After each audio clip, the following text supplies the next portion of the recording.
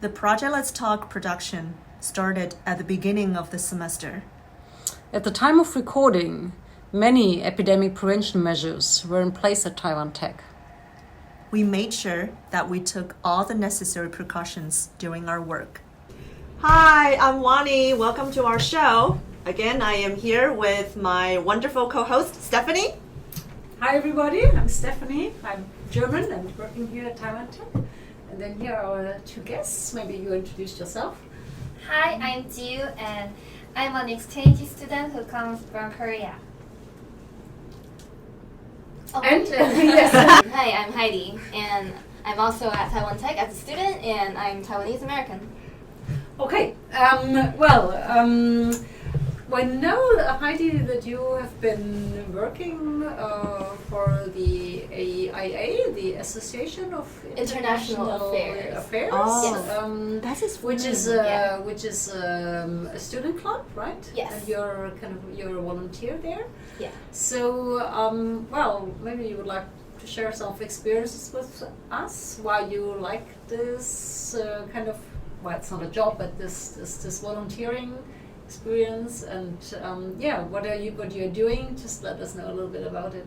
Okay, so AIA is a student organization at NTST in which we take care of the exchange students that come to our school each year, because exchange students face many issues in Taiwan, such as the language barrier and the fact that some Taiwanese are not as friendly when it comes to seeing foreigners on campus. So we at AIA make sure that these exchange students get the best experience that they can have while they are in Taiwan.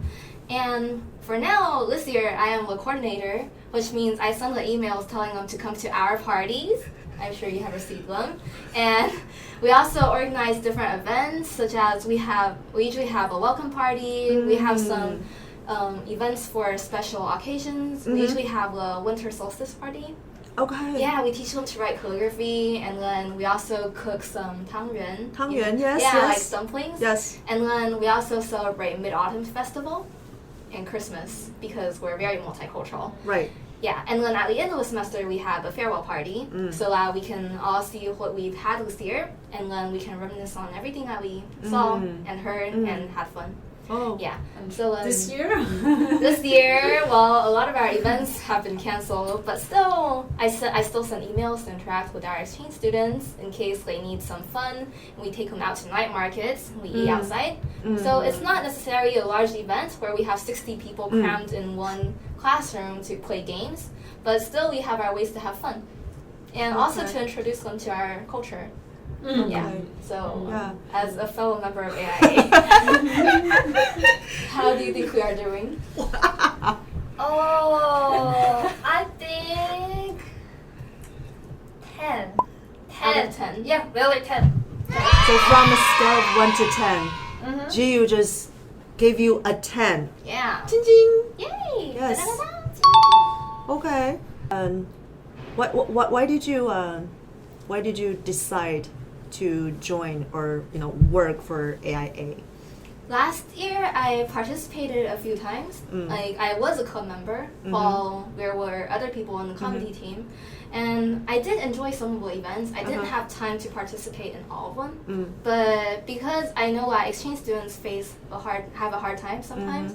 So sometimes, there is a language barrier. Yeah. And there's also the fact that I really do want to go on exchange on my own someday. So I thought it would be a really good chance to brush myself up on some socialization skills and to know what exactly I would need, like some kind of help I might need to interact with people from different countries and to better choose which country I want to go to. Because that's honestly, very smart thinking of you. What part of your job you enjoy the most? I think it's the fact that I get to interact more than other people, because sometimes people are too shy because they think it will be weird if they just walk up to a foreigner and start talking to them. But in my case, I know everybody. At least I'm supposed to know everybody because from the day they register, I see them on campus nearly every day.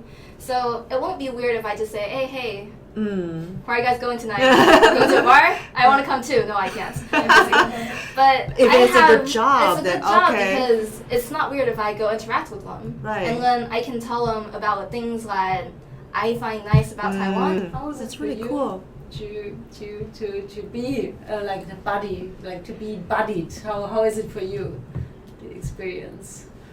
I mean, what did you sort of learn from this situation that you sort of came to Taiwan and then you had a buddy who was kind of sort of taking care of you, and so what was it from your perspective? Yeah, they're very helpful for exchange students because without AIA, maybe many exchange students, include me, can't get good memories in Taiwan like that, because starting from registration and meeting new friends, language barrier, all are difficult for students, but AI helped me a lot. Do you have such a system at your university as well? Do you have a buddy system at your university in Korea as well? Yeah, my university has, but I didn't join that club. It is also a club in Korea. So I was very touched to AIA. So from next semester, I will join the buddy system in Korea. Oh, so when you return to your home country, you inspired her. Yeah, inspired me.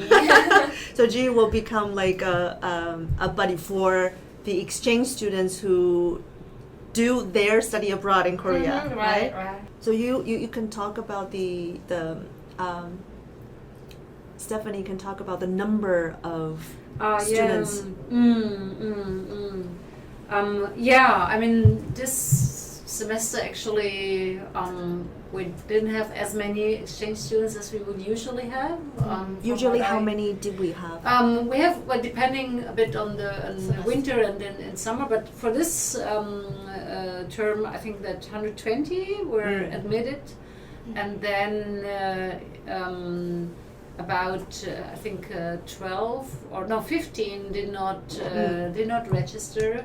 And then after the term had started, another 12 dropped out and went back to their own countries for different reasons. Sometimes the universities would sort of call them back or force them to go back, or the governments, or their family, or different reasons.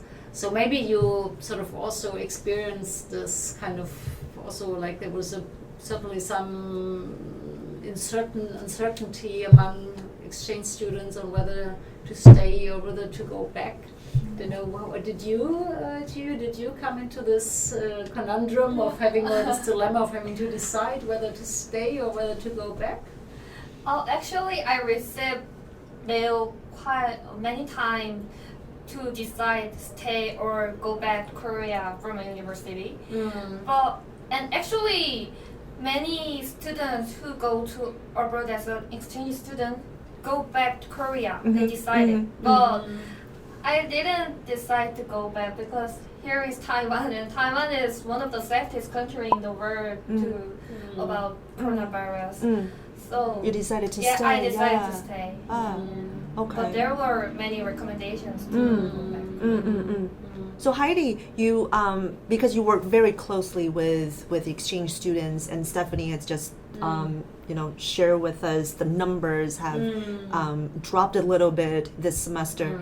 So have you heard about any like stories in terms of matching the buddies, and maybe some of your like co-workers or your colleagues, your people who work at AIA who should have buddies, but then things have changed, and how does the whole thing impacted your AIA and your job at AIA?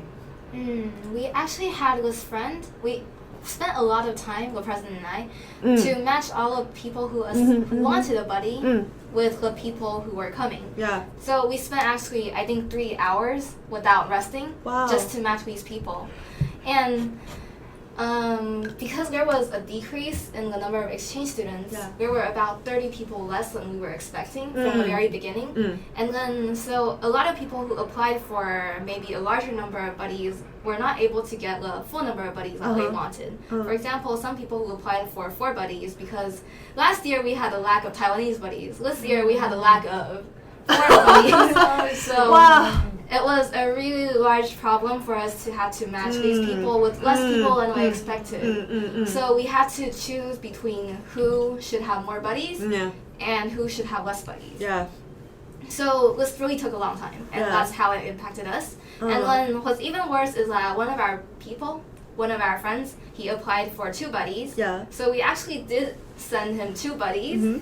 And then a week before the school started, he messaged us saying, hey, my buddy just said she's not coming anymore. So we said, at least you still have 1 buddy, right? Like, we gave you 2 so that you can avoid these kinds of situations. And he said, yes, I'm going to give all my friendliness to his buddy. And then after his buddy came to Taiwan, I think recently, she actually decided to go back to her home country because, I mean, the spread is getting quite serious. And I think she was quite worried that she would be locked out of her country and she will not be able to go back on in time. So she was quite worried and she left. So now that friend of ours has no more buddies. And it's really sad to see that it's not something we can handle. Like, it's not something that we could change. We can't tell him to stay or anything. But our friend, well, he worked hard, and I mean, it's pretty sad on his part. So we were quite sad for him. But now we make it a point to, we have more gatherings that include both Taiwanese people and foreign exchange students, so that we can have more time to interact, even if they don't have buddies of their own. Just out of curiosity, because I envy your job because it sounds really interesting, and beautiful friendships like you two would establish because of this kind of organization and volunteer work. So I really admire the job and the work that you do for international and exchange students. So how do you match the buddies? Like, can you tell us the secret? Like, what's the backstage, right? What do you like matchmaking, right? How do you do like Jiyu, like is it by interest, by personal interest, by majors, or by like what are the criteria? The criteria is how do you like do Tinder. the matchmaking? No kidding, it's not like Tinder. But we send Google Forms for the foreign exchange students and also the Taiwanese people who want to apply for buddies. And then the Taiwanese side, they can apply for how many buddies they want. And if they have... Is there a limit how many buddies you can have? Oh, we do 1 to 4. Okay. Yeah, and we also apply for their interests. And then there's also, if we have any specific requirements for people that they want for their buddy. So that's why it takes a lot of time. Yeah. But you enjoy the process, right? Yeah, it's quite fun looking through all those, and sometimes you're just like, I want this person for my own buddy. But do you have like a sense of, I don't know, like a proud parent when you see when I see their really good matches, I feel really happy, like, we did really well. And then sometimes some exchange students actually message me telling me that they really like their buddy, for example, and it actually brings a lot of close connections. Like, for example, Jiyu actually has another Korean friend, and none of us knew his buddy before, but now because we are usually spending time together, and sometimes they also bring their buddies. So we got a chance to meet that other person. Oh, so to expand your connection, right? Yeah, totally. And then when her friend tells me how awesome his buddy is, I just feel really happy. I have a question for Jiyu. As I said, like, both of these two are in my classes this semester. So Jiyu, can you tell us what are some of your favorite courses here at Taiwan Tech?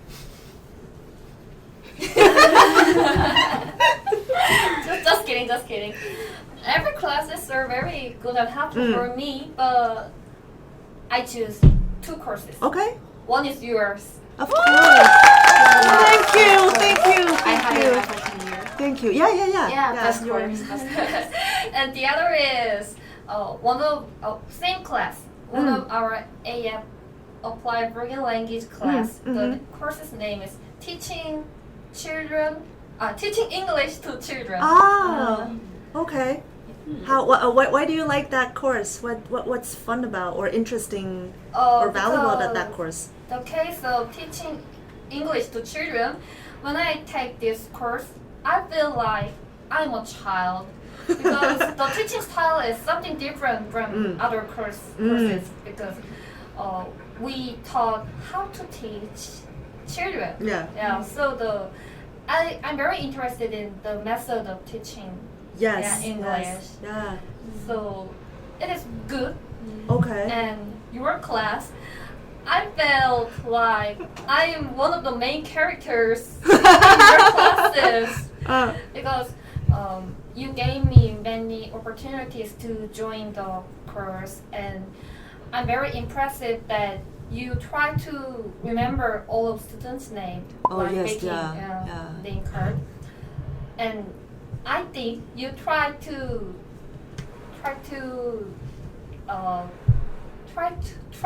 many methods to interact with classmates. So it's best. Thank you so much. it means the world to me. But I guess Stefanie would agree with me. It's for classes like ours, is more on like in-person interactions. It's harder right now with masks on. We wear masks. Students wear masks. Yeah. We have to make sure that everybody's not sitting too close to each other. But still, have to think creatively to still implement some kind of classroom activities. But Jiyu was very cute. She in one of the activities, in-class activities, she was talking about herself, and we're doing the self-identity. And Jiyu said I still remember this very vividly. She said she's very proud of your country, and that was really on the top of her cultural identity list, as she's just a very, very proud Korean. So I'm very happy that you would step up and take the stage and share your stories and your cultural background with the rest of our class. So thank you, Jiyu. So both of you are interested in having a teaching career after you after you graduate, kind of? Yeah, because I have a lot of tutoring jobs outside. Yeah, and then sometimes I think my methods are not very suitable. So then I'm starting to think that if I take some classes, then even if I don't decide to pursue a teaching career, I think I might become more skilled at tutoring, and maybe it can more effectively help my students directly. Otherwise, I keep getting bullied by my students. How about you, Jiyu? You want to be a teacher? Before I take the course, I didn't have any interest into teaching. But nowadays, maybe. Yeah, maybe. Okay, that's nice.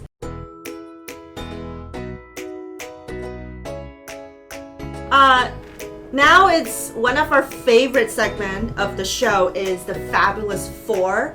So the four of us will choose a category to watch, to listen to read, and to eat. And then we'll give recommendations to our viewers. We'll start with Jiyu. I choose watch. Okay, to watch. So Jiyu choose to watch. So what recommendation do you have for our viewers?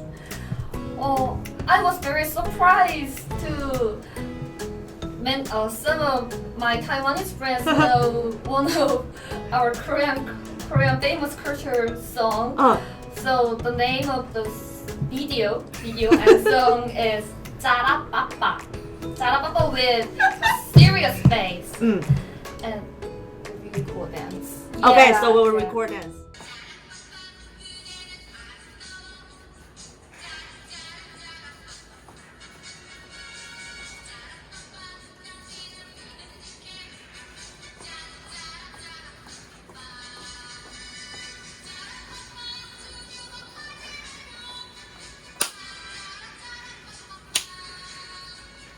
Okay. Now we'll go back to so next up is Heidi. So Heidi, you choose the other three, among the other three? That's a difficult one, but I'll go to listen to. Okay, to listen to. Heidi. Yay, to listen to a song called Dada Bomba. No, it's not Dada Baba, it's Dada Bomba. And it has to be sung by Zhou Mm-hmm. because in Dada Bomba it tells a really good fairy tale story. And then there are actually multiple roles inside the song, and Zhou has a different voice for every single one of these characters. 你像我长大了，蹦吧蹦的贝蒂不嘟比鲁梦。再说一次，大啦蹦吧蹦的贝蒂不嘟比鲁梦，是不是大啦蹦吧蹦的贝蒂不嘟比鲁梦？对对，大啦蹦吧蹦的贝蒂不嘟比鲁梦。 So the song is really cute, and Zhou is also really cute. So all in all, Zhou's version of Dada Bomba is one of the best songs. All right. Do you want to sing No. a little bit? But we'll play a clip, right? We'll roll a clip. Because I am not Zhou, so I will ruin the song. All I will right. butcher it. All right. So Stefanie. Yeah, this time I choose something to eat. Okay. Well, To eat? I'd like to introduce one of my favorite dishes is actually Vietnamese cold vermicelli. Uh-huh. So 越南凉拌米 Yeah. 米粉 Yes. 米线 Yes. And yeah, I think it's a lovely dish, especially in summer because it's light and it is can be with meat or also vegetarian or with fried spring rolls in it, and with lemon and Vietnamese spices. And I think it's a pretty good dish for especially when it's hot. I really like it. All right. Okay. So for me, I need to edit this, right? All right. So I have. That leaves me to read my recommendation for everyone. It's one of the books that I have in my office. It's called Modern Love. It is actually a New York Times very popular column. Every week they published a love story. And now they have enough of so many different kinds of love stories. So they put they collect some of the best ones and put it into a little book called Modern Love. It's not just, okay, many of them are, of course, about love stories. But in this collection, they have love between parents and children. They have love siblings among siblings. They talk about, they write about love for friendships. So it's easy to read. It's not like a whole a novel. It's like little small essays, and you just feel like you can easily get into love stories and different people's stories, and it's just very, very beautiful. And what's good about this is it also has a podcast. So if you are so busy and just do not have time to sit down and read a book, you can actually listen to the podcast. And I really do enjoy it. So, Modern Love. And I guess that brings to the end of our show. I hope you enjoyed it. And remember to subscribe. And we'll see you next time. Bye. Bye. Bye.